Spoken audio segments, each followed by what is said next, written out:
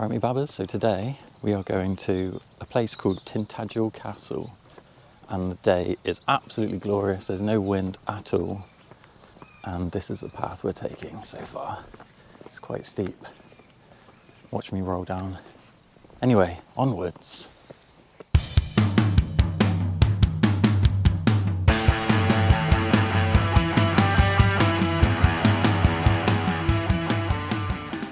That's where we stayed last night, Castle, overlooking the Tintagel Castle.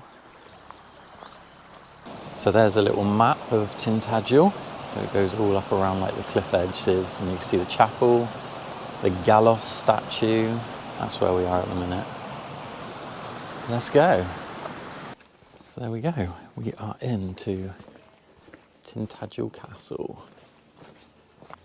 So the price depends on when you come, but there was off-peak prices, peak prices, and you get a discount if you book in advance as well online, which I did. And I think it was about £14 something, but I'll put it up on the screen how much it actually was. But look at this.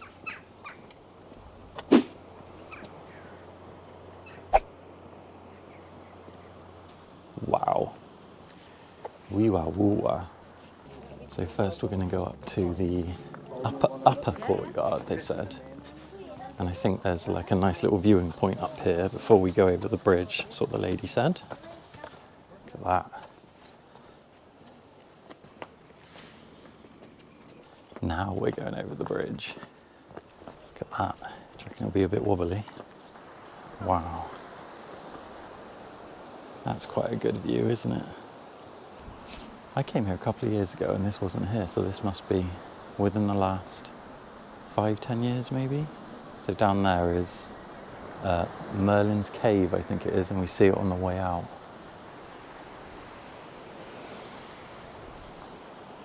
Look at that. Cornwall has some absolutely breathtaking places. Could be in Spain, couldn't you? Lovely. So these are all the ruins. Tintagel Castle.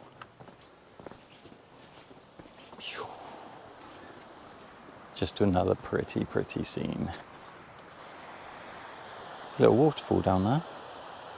On a nice day, I think Cornwall compares to anywhere in the world. It's just stunning. You look at that. And of course, I'm just making better, aren't I?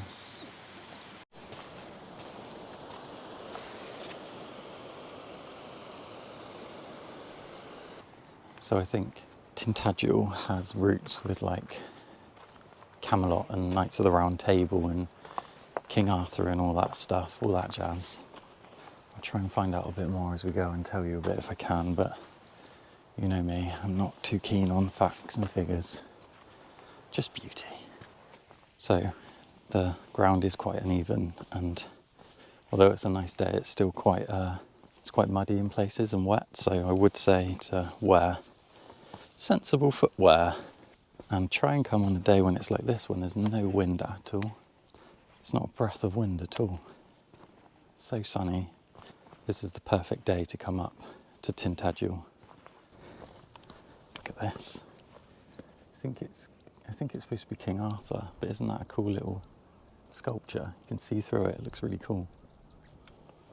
That's a cool little thing at the top of Tintagel Castle. There's like a sculpture of King Arthur right at the top, and it's really well done. You can see through it. So all the way along the path, you have to stick to the path, but there's cool little signs that says this way, and then, for instance, Garden Chapel and Gallos. Oh, it's Gallos. The structure was called Gallos. Onwards we go. It's on this beautiful walk. So there we go. It's the Priest's Tale. This is the chapel. But this is just all ruins, by the way.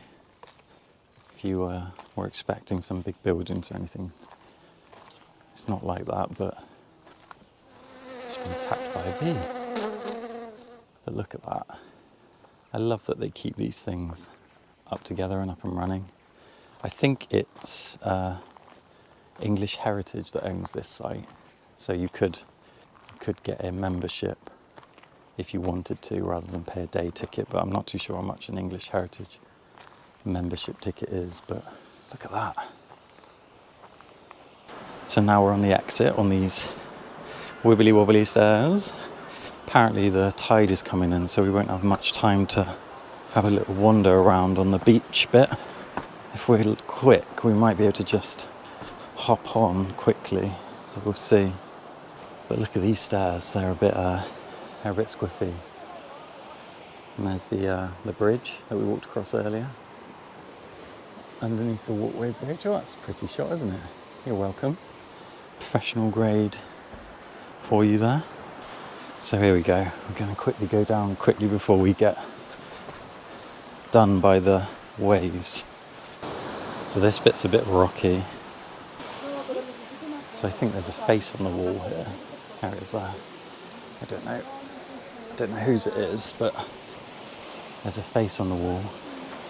And then before the tide comes in, this is Merlin's Cave. We were quite lucky to get in here because the tide is coming in, look. So it's we might have to be pretty quick in here. Look at that.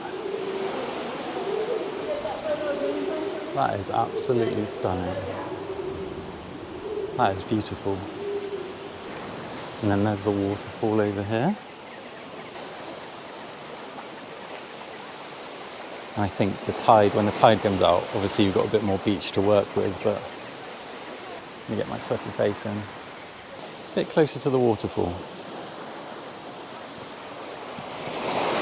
And then there's Tintagel Bridge up there. So that's Merlin's Cave from up above, bird's eye view. Be warned, be wary, that once the tide comes in, it blocks that path off. So what I'd do if I were you is check the tide times before you come down here, because there is a point in probably about 20 minutes when you won't be able to get in that cave, which would be a shame because it's super pretty. So check the tide times. So that was Tintagel Castle. As you can see, it was absolutely stunning, and I would recommend anyone to come here, especially on days like this. It was absolutely beautiful. So yeah, I would give this a 10 out of 10 walk. Although, on the way back up, you can probably tell I'm a bit out of breath. It is quite a steep hill on the way up. But just take your time and you'll be fine.